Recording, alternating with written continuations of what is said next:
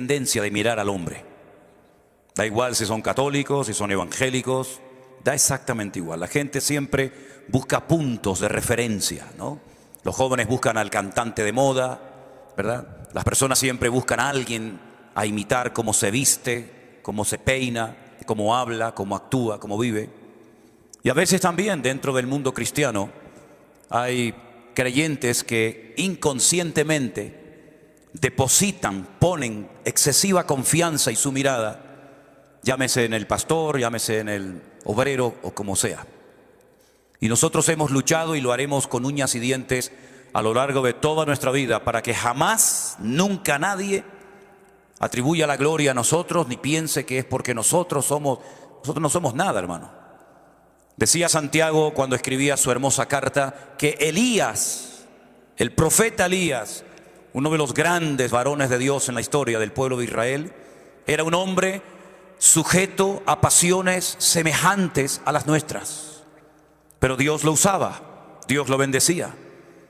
Y no sé si alguna vez algunos de ustedes se han preguntado por qué la Biblia no ocultó los defectos, los pecados, las carencias, las debilidades de grandes personajes bíblicos, como por ejemplo Elías, que dice la Biblia que estaba un día en la cordillera, una cordillera montañosa al norte de Israel que se llama el Monte Carmelo, y en lo alto de ese monte desafió a cientos de profetas falsos, profetas que le rendían culto a Baal.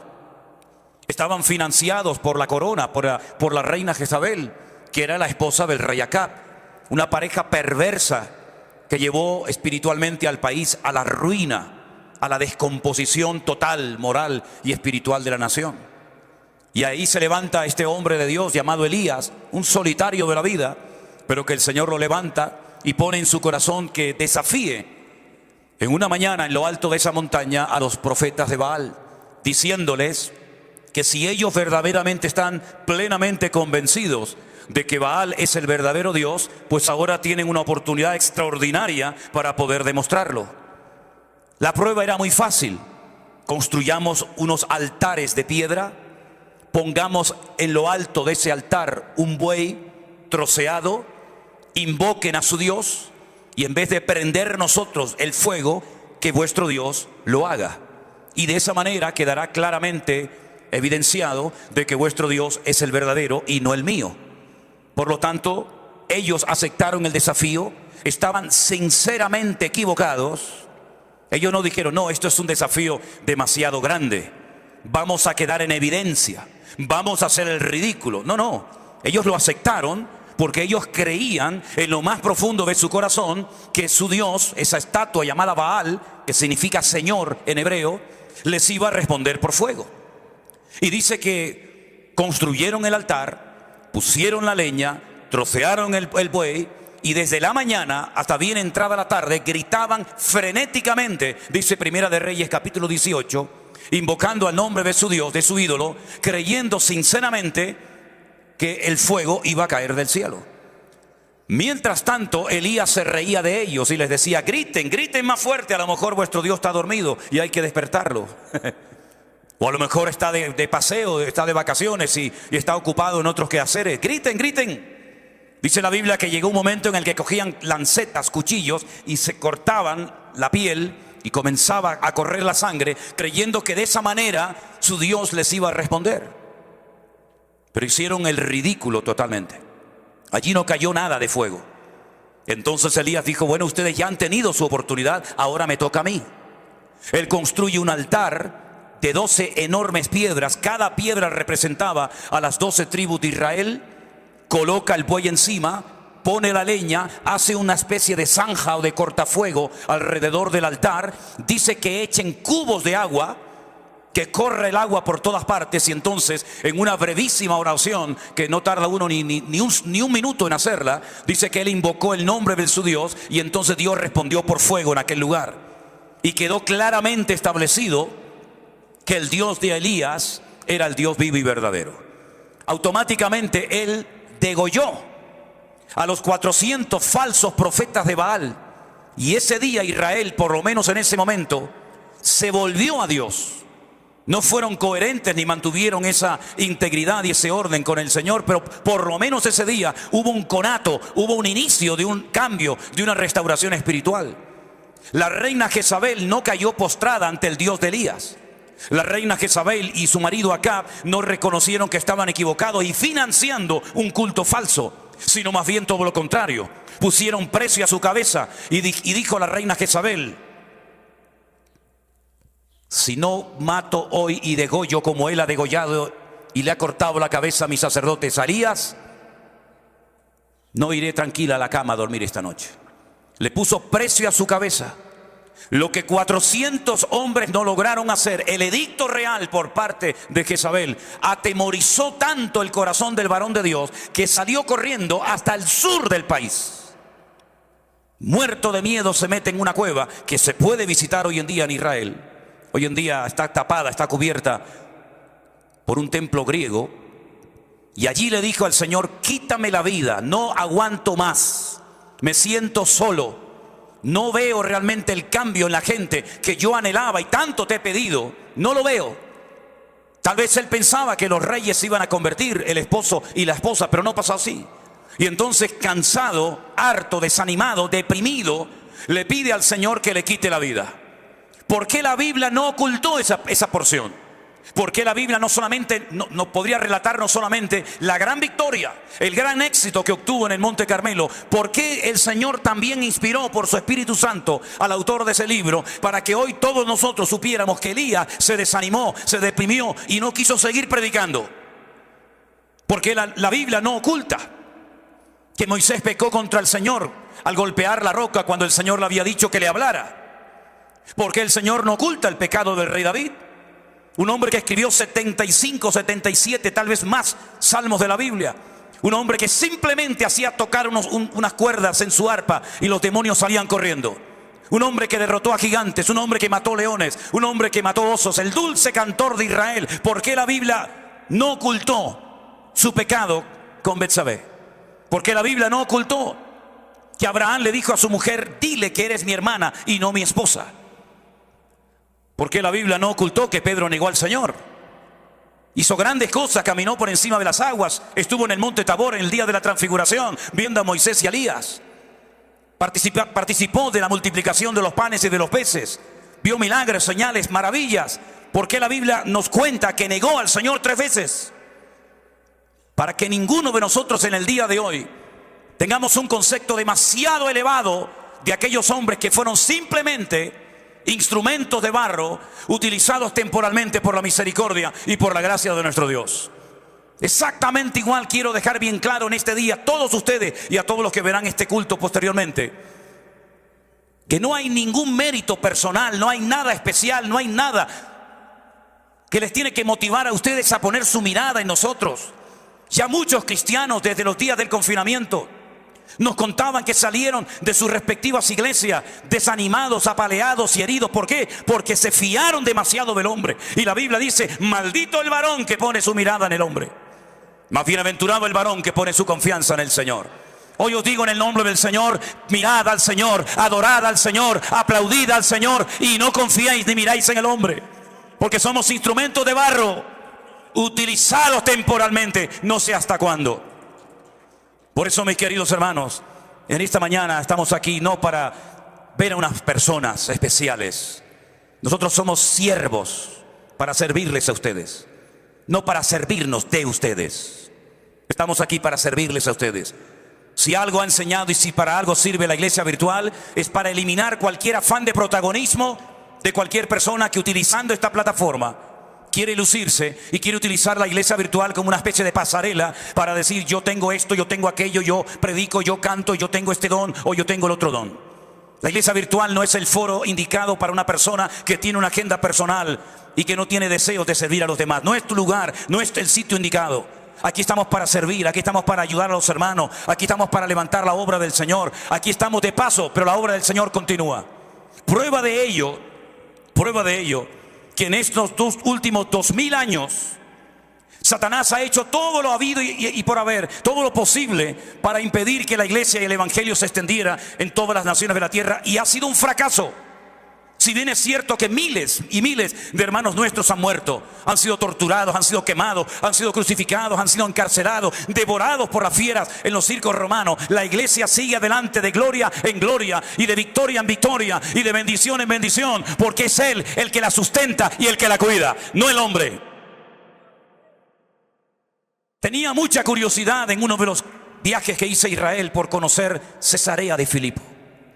A veces cuando voy con grupos, ya este año hemos ido, gracias al Señor, en 2 ocasiones, ya nos dieron permiso para poder viajar y tenemos pendientes para el mes de octubre y noviembre otros 3 viajes.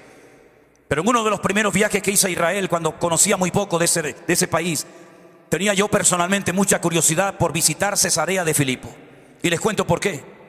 Porque fue en ese lugar donde el Señor Jesucristo pronunció una frase que se convirtió en promesa, que prácticamente toda la cristiandad conoce perfectamente, y es aquella que dice que las puertas del Hades no prevalecerán contra la iglesia. Quería saber qué es eso de las puertas del Hades. Quería saber por qué allí y no en Jerusalén, no en Samaria, no en Judea, no en Capernaum, no en Belén, dijo el Señor esa frase. ¿Por qué lo llevó hasta tan lejos? Porque Cesarea de Filipo está bien al norte. De hecho, una ocasión cuando fuimos oíamos las bombas que caían en Siria en aquel momento. Y cuando llegué a Cesarea de Filipo, que ya no se llama así, sino se llama la ciudad de Banias, me di cuenta que estaban las ruinas de un templo al dios Pan, al dios del pánico, del terror, al dios de la muerte.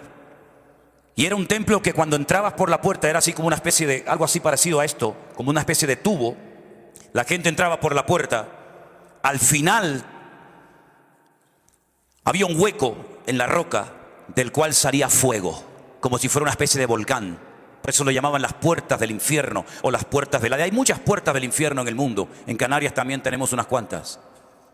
Y el Señor Jesucristo, cuando llevó a sus discípulos allí, vieron sacrificios humanos de niños que los arrojaban al fuego para calmar la ira del dios Pan.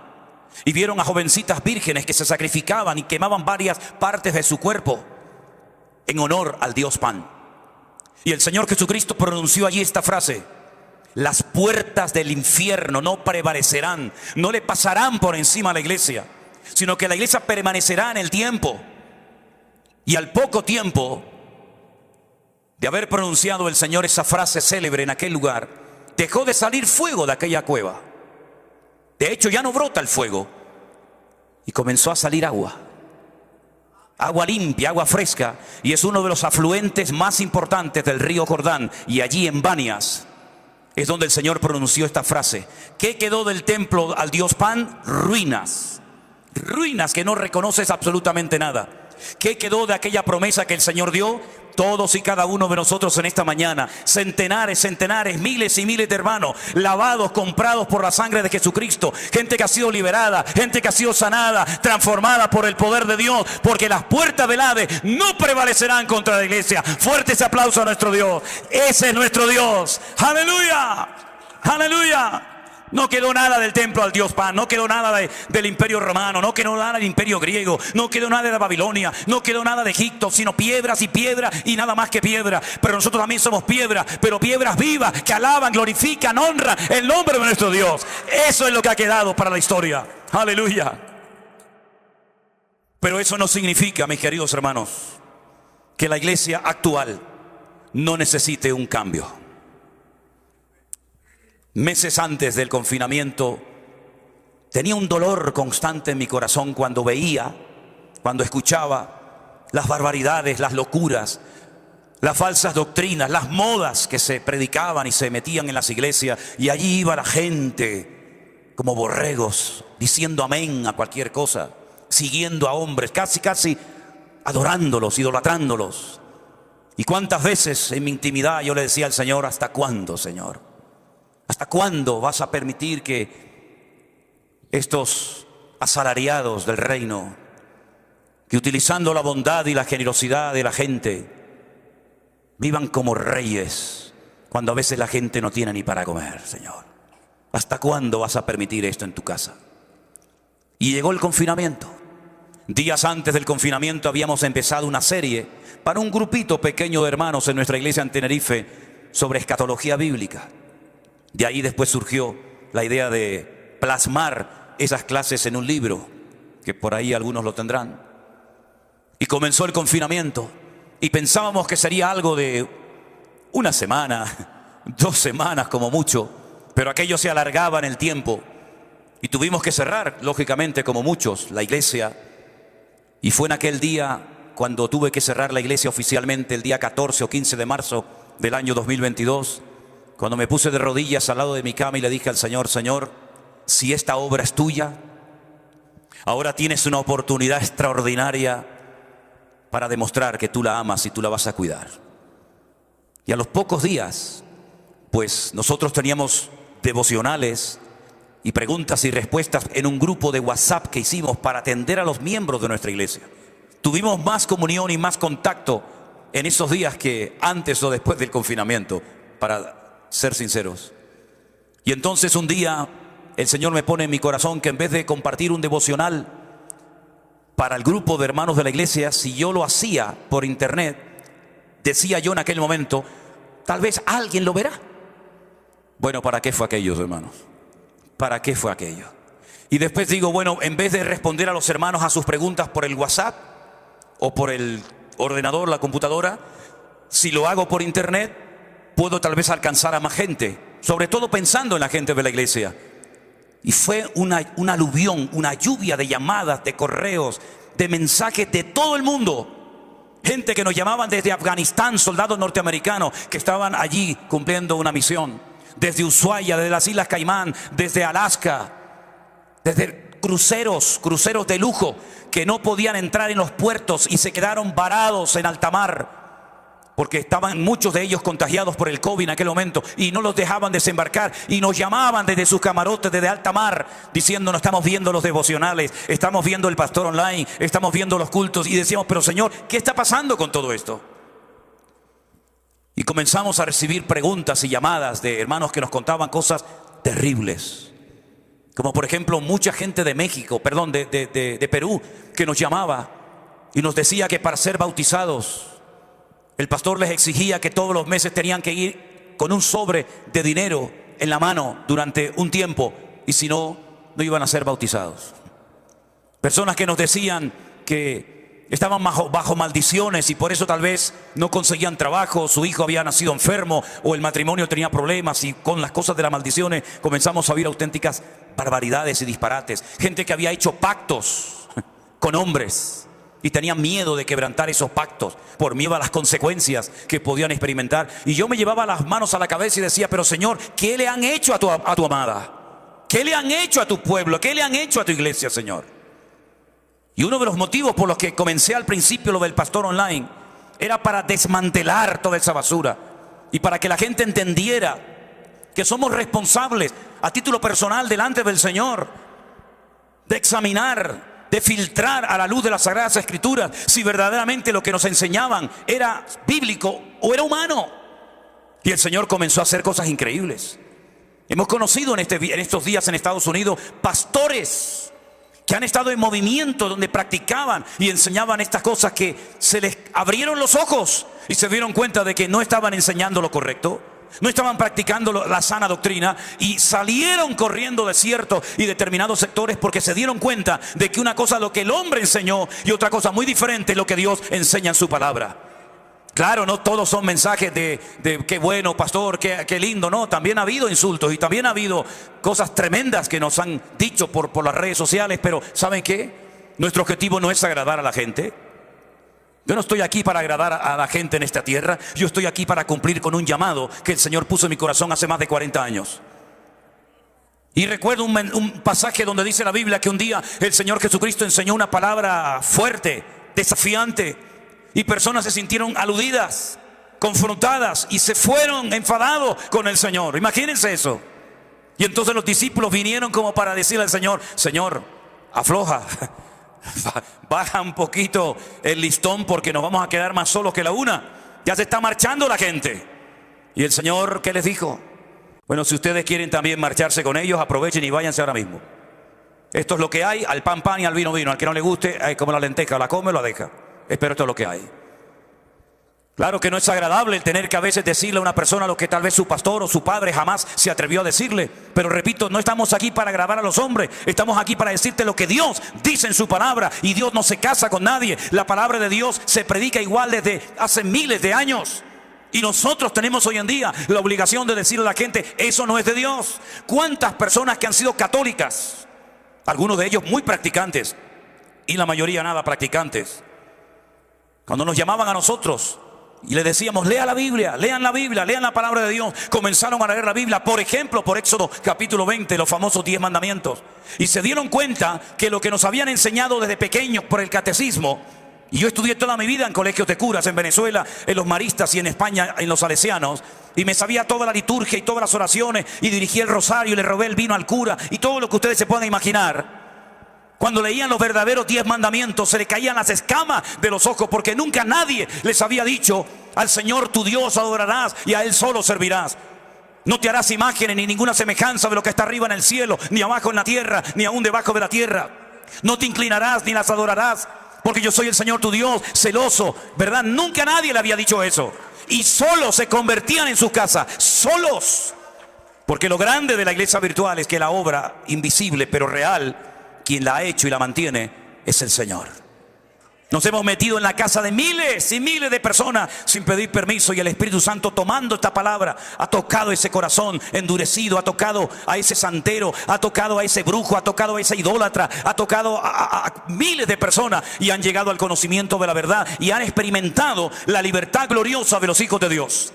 Porque la verdad trae libertad a la vida del hombre. ¿Cuántos dicen amén?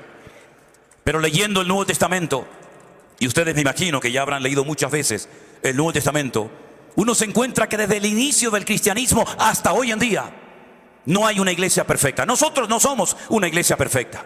La iglesia virtual no es algo perfecto. Tampoco las iglesias presenciales que tenemos por diferentes partes del mundo no son iglesias perfectas. No somos pastores perfectos. Nuestro matrimonio no es un matrimonio perfecto. Nuestras hijas no son perfectas. Nuestros obreros no son perfectos. El único perfecto es nuestro Dios. Y por eso es muy bueno leer cómo eran las iglesias en el tiempo de los apóstoles. Porque uno podría decir, bueno, hoy en día las cosas han cambiado, ha pasado mucho tiempo. Pero hermano, en el siglo I las iglesias tenían que ser algo increíble, tenían que ser extraordinarias. Pues se equivocan. Había cosas en aquellos tiempos que hoy en día, si ocurrieran en nuestras congregaciones, nos tiraríamos de los pelos de la cabeza. Y quiero llevarles solamente a un ejemplo. No importa si no han traído su Biblia, no se preocupen. Yo les voy a leer unos versículos muy interesantes de una carta que escribió Pablo a una iglesia en la ciudad de Corinto.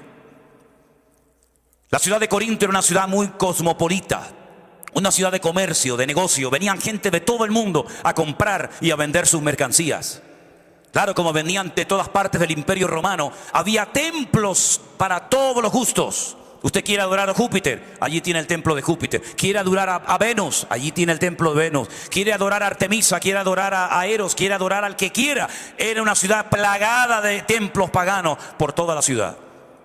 Y Pablo, cuando desciende de Grecia, llega a la ciudad de Corinto y se da cuenta de que Corinto es una ciudad idólatra, una ciudad con una promiscuidad sexual brutal, una ciudad corrupta, una ciudad de pecado. Era la Sodoma y Gomorra del tiempo del Nuevo Testamento.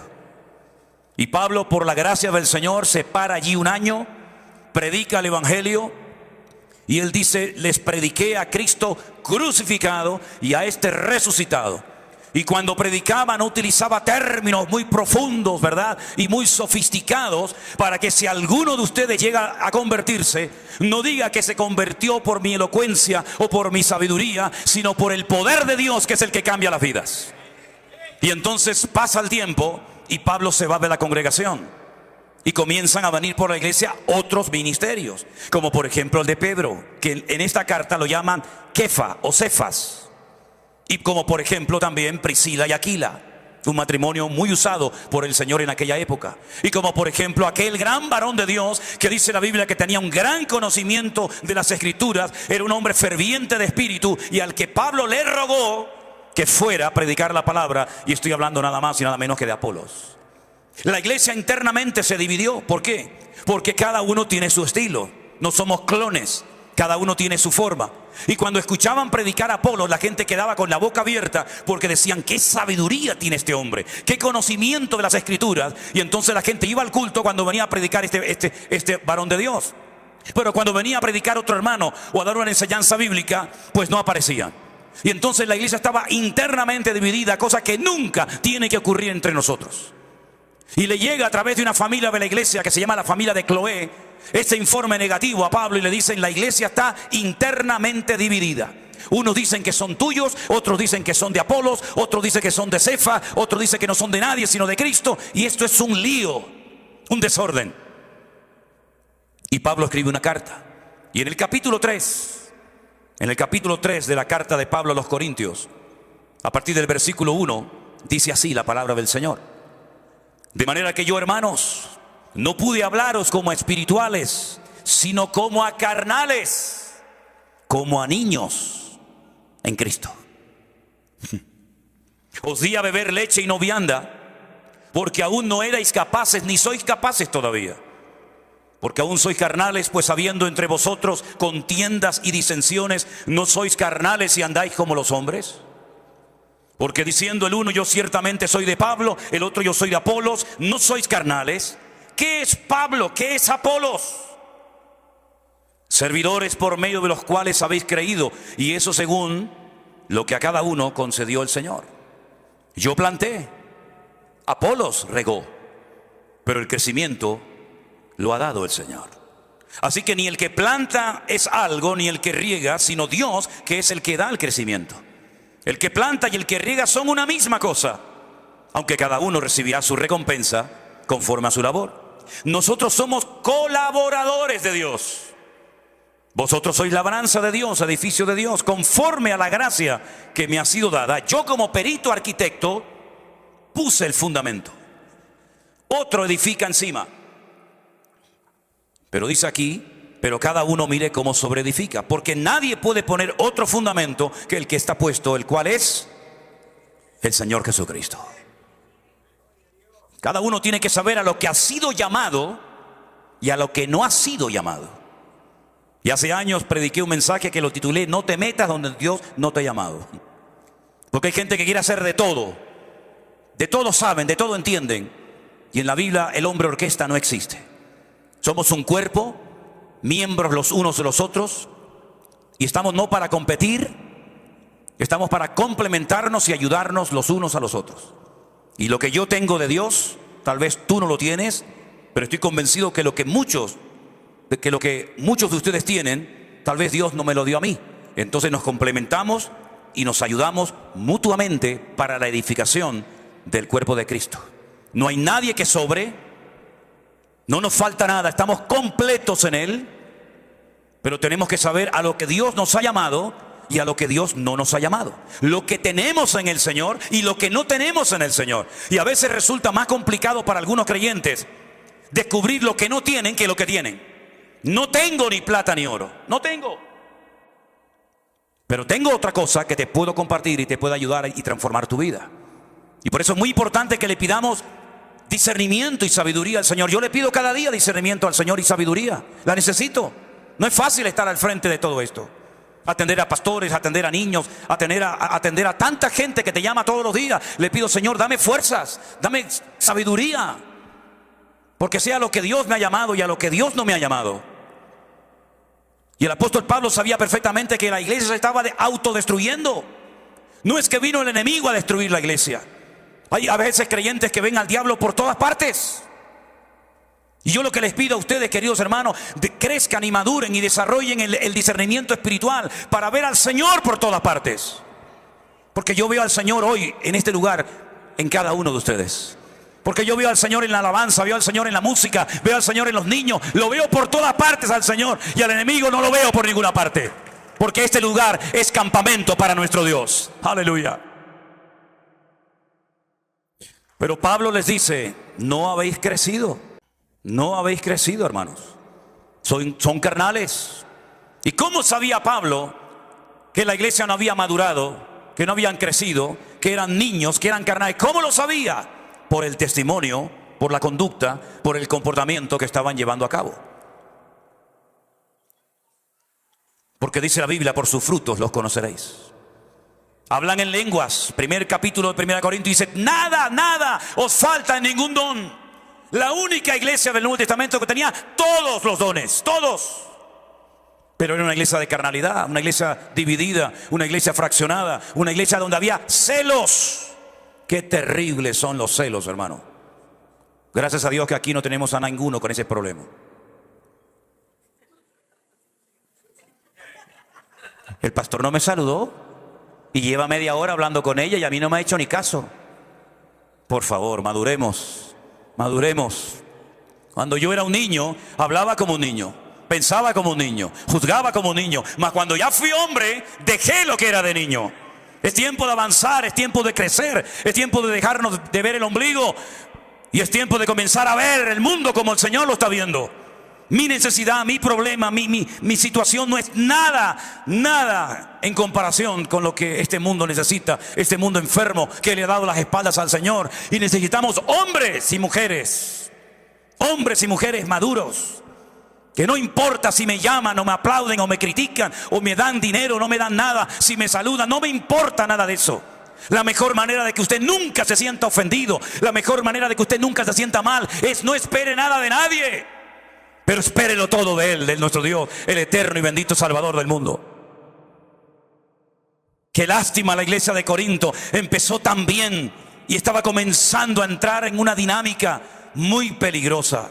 Y Pablo tiene que poner orden en la iglesia. Mi pregunta es, desde marzo del 2020 hasta hoy, ¿qué hemos aprendido, queridos hermanos? ¿Hemos captado el mensaje? ¿Ustedes creen que fue casualidad que el mundo entero, que toda la cristiandad, por primera vez en la historia de la humanidad, nos encerraran en nuestras casas? ¿Creen que aquello no lo permitió el Señor? Aquellos hombres o hermanas que decían, es que no tengo tiempo para leer la Biblia, es que no tengo tiempo para orar, es que no tengo tiempo para congregarme. Dios dijo, ya verás cómo vas a tener tiempo, querido. Te va a sobrar el tiempo. ¿Y cuántas personas comenzaron a leer la Biblia después de 20 años en la iglesia? Y decían, hermano, yo he aprendido con ustedes en un año más que en toda mi vida. Digo, pues no debería de haber sido así. No debería de haber sido así. ¿Y cuántas personas, por no haber leído y escudriñado las Escrituras, se dejaban llevar como borregos? Pero en la Biblia hay un pasaje muy interesante que incluso hasta algunos han cuestionado, pero es una regla de oro. Cuando el apóstol Pablo llegó a un lugar llamado Tesalónica, la gente le oía y a todo decía amén. Porque bueno, al fin y al cabo lo que Pablo enseñaba era sana doctrina y no cuestionaban nada. Ay, amigo, pero cuando bajó a Berea, dice que estos eran más nobles. ¿Por qué? Porque cuando Pablo terminaba de compartir la palabra, dice que escudriñaban a la luz de las Sagradas Escrituras si estas cosas eran así o no eran así. En otras palabras, no se dejaban manipular, no se dejaban engañar, no se dejaban atraer ni seducir por nadie. Así tenemos que ser los cristianos del Centro Evangélico Vida Nueva. Da igual si es Manolo, Anderson, Alberto, quien sea, da igual. Primeramente vamos a ver si eso está en la Biblia. Primeramente vamos a ver si eso se puede demostrar con las Sagradas Escrituras. Y si no, da igual quien lo sea, quien lo diga. No digan amén ni aplauden a una persona que se sale de las Sagradas Escrituras. Y por eso, mis queridos hermanos, estamos tan agradecidos, porque algo que también el Señor ha puesto en la vida de muchos hermanos es un amor por las Sagradas Escrituras. Y yo me alegro muchísimo de que ustedes amen al Señor, pero que también amen la palabra del Señor. La palabra del Señor es viva y es eficaz y hace más que 20,000 consejos de un pastor. Pero es mucho más fácil hacer cola, y no lo digo por ustedes, entiéndame.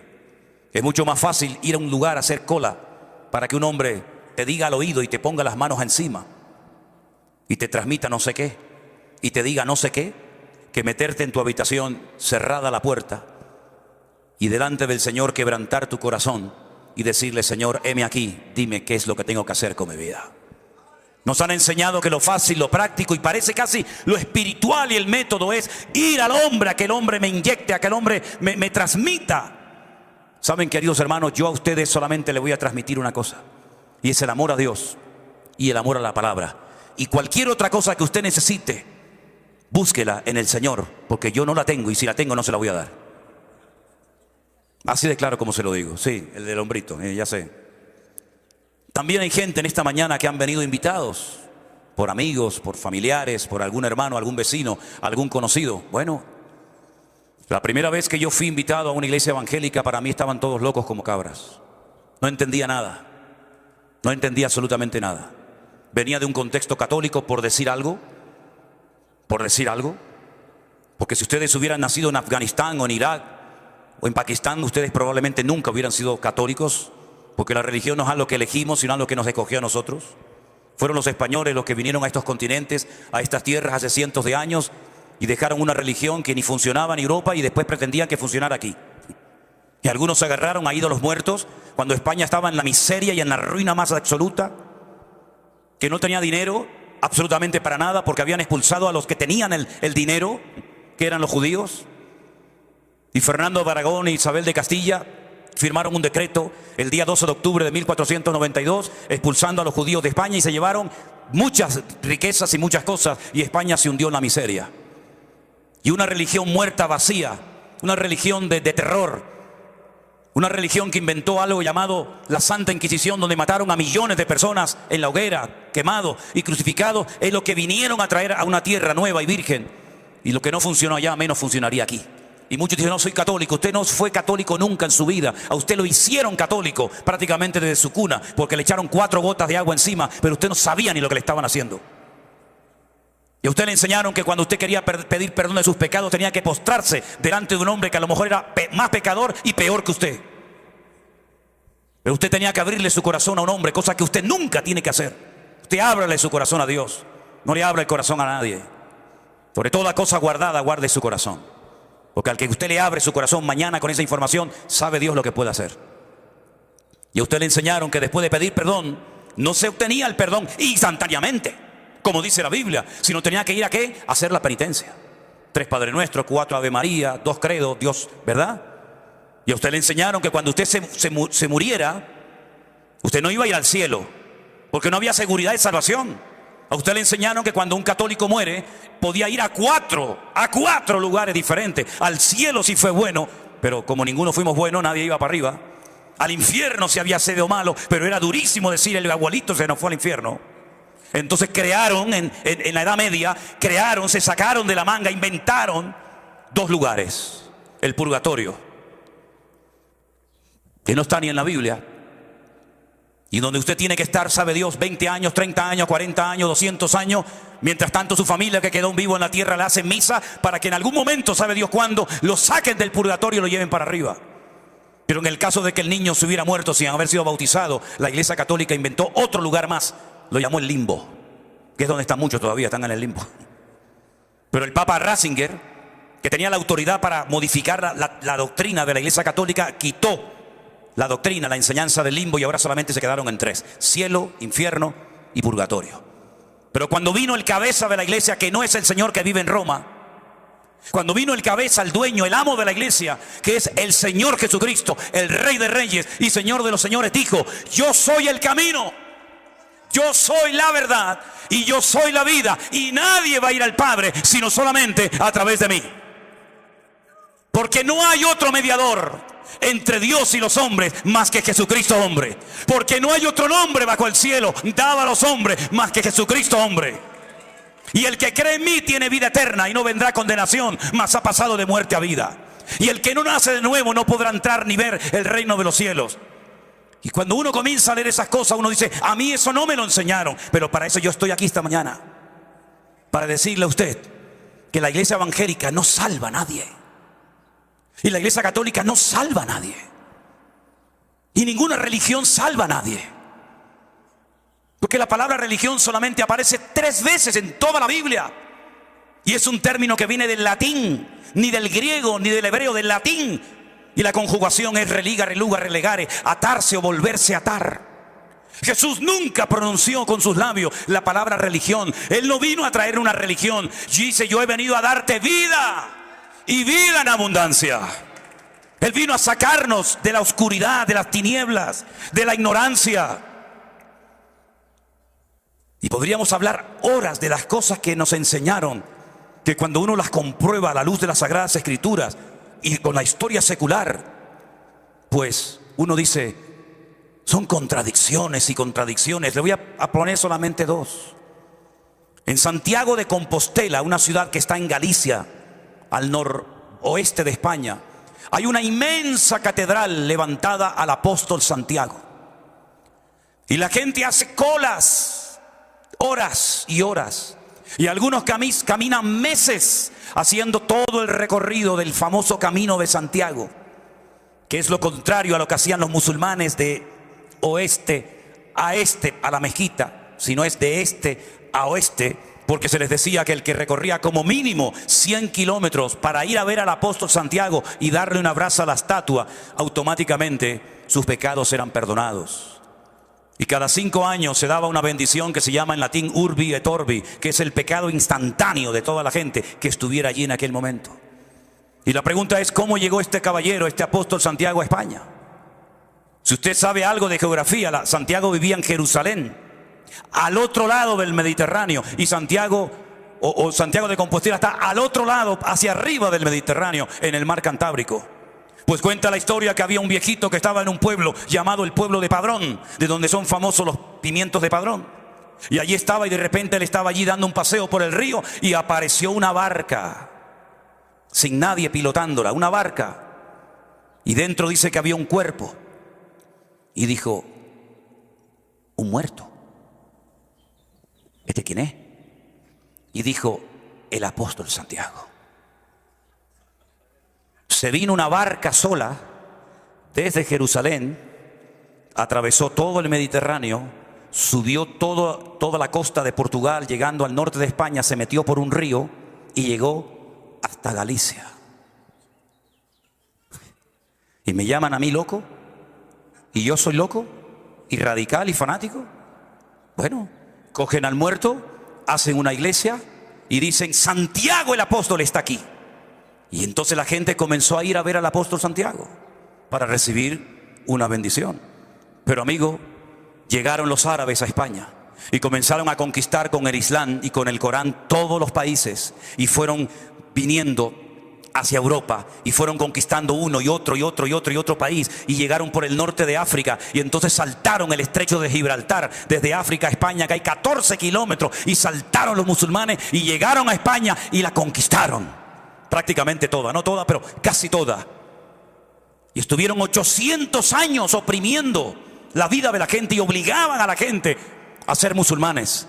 Hasta que por ahí se levantaron unos españoles por el norte, por allí por Asturias, y dijeron, hay que expulsar a esta gente de España, pero necesitamos ayuda de lo alto. Y entonces cuenta la historia que Santiago, el de la barca, ¿se acuerdan el de la barca?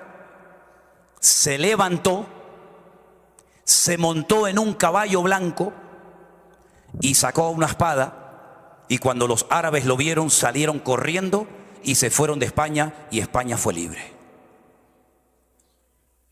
Y yo estoy loco. El muerto vino solo en una barca hasta España, siglos más tarde se levanta, se monta en un caballo y ganamos la guerra a los árabes por el caballero que estaba muerto. Pero espérate, que hay más. Esto es como los culebrones colombianos, hay segunda parte.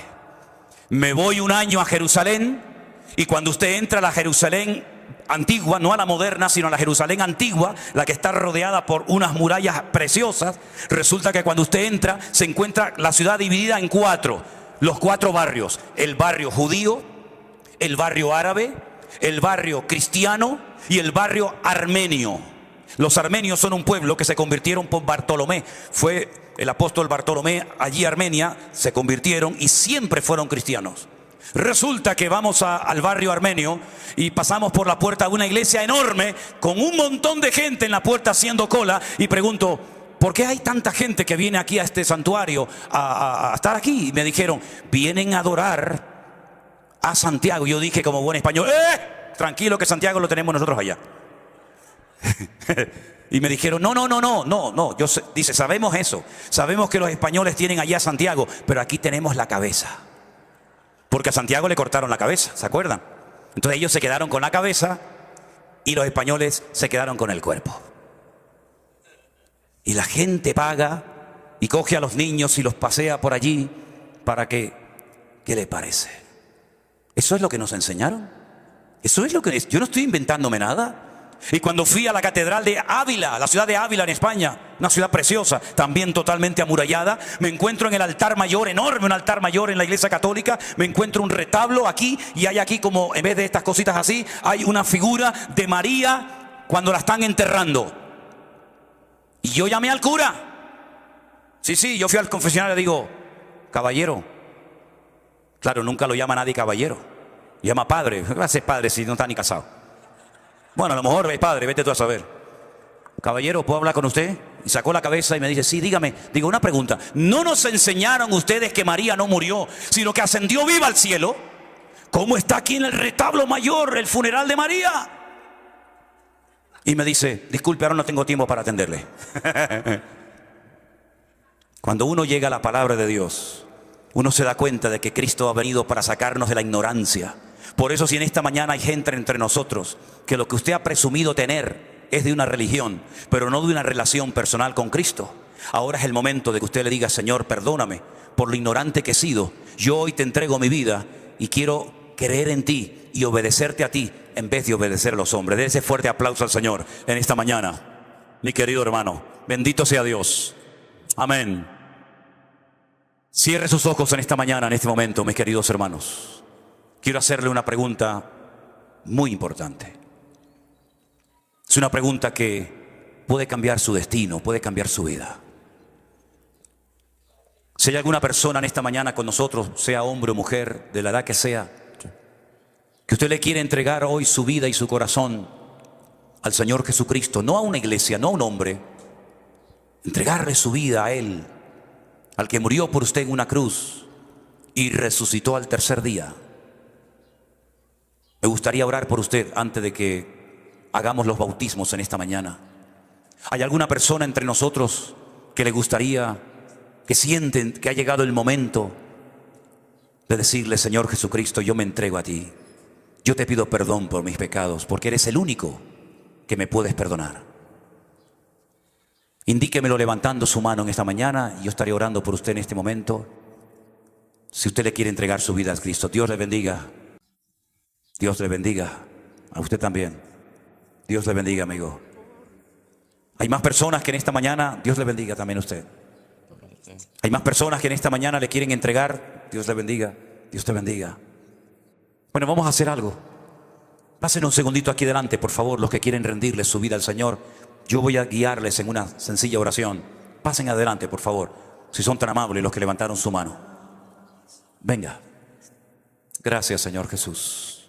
Bendito sea el Señor. Dios le bendiga. Qué bueno. Gloria a Dios. Dios le bendiga.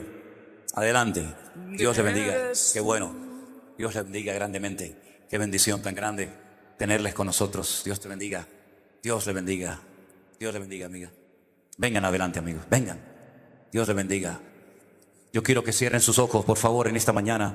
Ustedes no le van a entregar su vida a un hombre. Igualmente, hermano. Dios le bendiga. Mucho gusto. Ustedes le van a entregar su vida al Señor, al que murió por nosotros en la cruz. Saben, les digo, porque lo he visto con mis propios ojos. He ido muchas veces a la tierra de Israel. He ido centenares, docenas de veces. Y la tumba de Jesús está vacía. No hay nadie adentro. Resucitó al tercer día. No se lo comieron los gusanos, como a tantos. Está vivo. Y por eso Él está aquí en esta mañana con nosotros. Y yo voy a pedirle a los que pasaron al frente que repitan conmigo en alta voz esta oración, por favor. Digan conmigo: Señor Jesús, muchas gracias por haber muerto por mí, por haber derramado tu sangre por mis pecados. Perdóname, Señor. Límpiame, Señor. Yo quiero recibirte hoy como mi Señor y mi Salvador. Entra a mi corazón, Señor. Yo públicamente digo: tú serás mi Señor y te seguiré a ti todos los días de mi vida. Renuncio a todo lo que no te agrada y obedeceré solamente lo que enseñas en tu palabra. Gracias, Señor. Gracias, Señor. Te lo pido con toda mi alma, en el nombre de Jesús. Ahora yo voy a orar por ustedes. Padre Santo, te doy gracias por estas vidas que en esta mañana han pasado a esta plataforma con un genuino deseo de recibirte en sus corazones. Yo te pido, Padre bueno, Padre Santo, que tú entres en sus vidas, que tú, Señor, rompas cadenas, que tú los hagas libres completamente de cualquier atadura espiritual, de cualquier ceguera, de cualquier engaño, de cualquier mentira. Oramos en contra de toda obra de brujería, de hechicería, de idolatría, que ha impedido que la gloria del Señor se derrame en estas vidas. Señor, que haya libertad en estos corazones. Que cuando salgan hoy de este lugar se vayan contigo a sus casas y te obedezcan y te sigan todos los días de su vida. Oramos por los hermanos y hermanas que tal vez entre nosotros están enfermos y que necesitan hoy de un milagro. Señor, tú eres nuestro médico divino. Yo sé, Señor, que tú puedes sanar porque tú a mí me sanaste. Y yo te ruego, Señor, que bendigas cada familia aquí representada, y que seamos un pueblo de gente sana, de gente libre, de gente gozosa, de gente llena de paz, porque tú eres nuestro Rey. Y el diablo está vencido, y Satanás ha sido vencido, y la sangre de Cristo tiene poder. Señor, gracias por tu presencia en este lugar, en esta mañana. Recibe hoy toda la gloria y toda la honra, mi amado Señor. Levante sus manos al cielo y dígale: Señor, gracias, porque tú estás aquí. Este alimento, mi querido hermano, es el que su alma y su espíritu necesitan para que usted pueda ir de gloria en gloria y de victoria en victoria y de bendición en bendición. Léala, escudriñela, estúdiela cada día, y usted será un hombre firme, bien parado, bien cimentado en la roca que es nuestro Señor Jesucristo. Cuando vengan los problemas de la vida, que vendrán, cuando vengan las dificultades, que vendrán, seamos o no creyentes, dice la Biblia que el hombre que edificó su casa sobre la roca permaneció frente a la tormenta, permaneció frente al huracán y no se cayó. Por el contrario, el hombre que edificó su casa sobre la arena, ¿qué le pasó? Se desmoronó, se vino abajo y fue grande su ruina. ¿Cuánta gente vemos que se destruyen? ¿Cuánta juventud que se matan? ¿Cuánta gente destruida? ¿Por qué? Porque están edificando ¿sobre qué? Sobre nada, sobre arenas movedizas.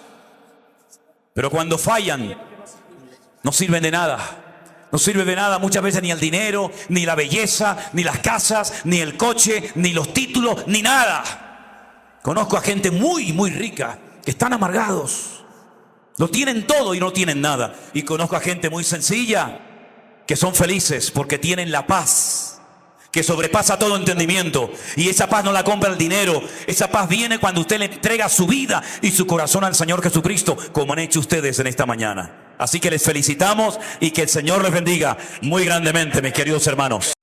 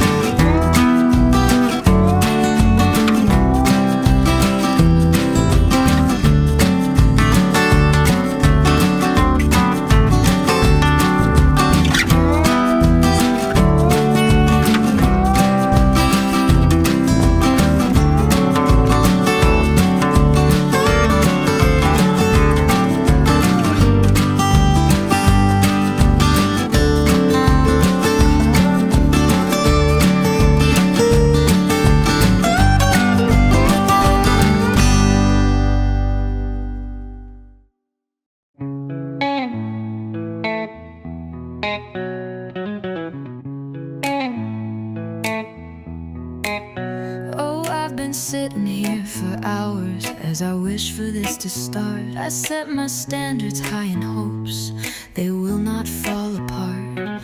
It's almost like I fell asleep. My doubts have seemed to fade because I've opened up my eyes to see I'm right on time. When the world is crumbling all around you, when everything is gray, no more illusions, and you feel the gravity pulling you closer to the ground. Take me. Take me. It's so predictable. I knew it all along, and I just wanted to take you home. You went into your head, and I've been doing fine, but you're just wasting my time. I'm in the deeper end, and I'm not gonna wait. You can't pretend that you were alright when you're bleeding. You think it's over now, but you've been dead wrong, and I am laughing along. When the world is crumbling all around you, when everything is gray, no more illusions, and you feel the gravity pulling you closer to the ground. Take me. Take me. It's so predictable. It's so predictable. It's so predictable. It's so predictable. It's so predictable. It's so predictable. It's so predictable. It's so predictable. It's so predictable. It's so predictable.